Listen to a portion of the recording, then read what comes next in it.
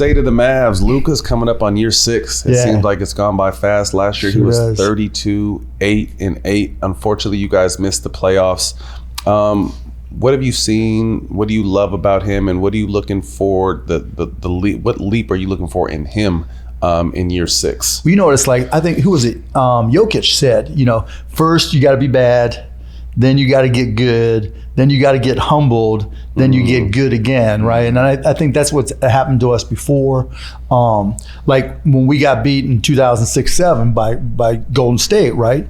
Humbled the shit out of us, and that put us back on a mission. It took us a few years to get there, but I think the same things happen with Luka. He's obviously a top 3 talent in the NBA, and sometimes things come easy, and then you got to learn what it takes.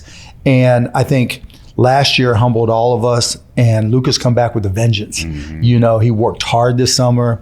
He when things don't go well, you get a better understanding of the game. When things are going well, it's easy. Right. It's when things don't go well that you find out who you are, who your teammates are, who the organization is. And I think Luka, more than any of us, really took that to heart. His leadership skills have improved. His communication skills have improved.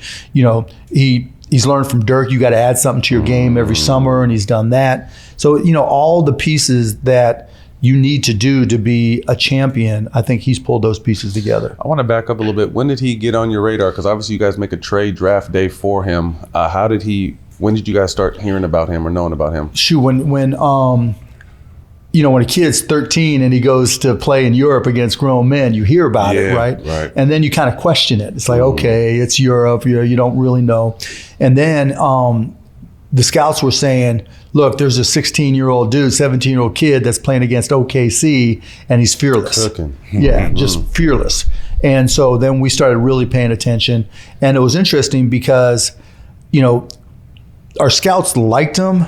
Our analytics guys loved him, right? The scouts said, okay, they had 8 and number 1. Our numbers guys are like, this is the only superstar in the draft. Oh, wow. Yeah, so that was really the impetus. And, that trade, we tried, and it was like 15 minutes to go before our pick. And I called the owner at Atlanta. I'm like, you're not picking, Luka, and you know the guy you want. So let's just do this deal because he'll be there for you. We'll give you a pick. And, instead of the general managers messing around, let's just get this done. Right. And so we got it done.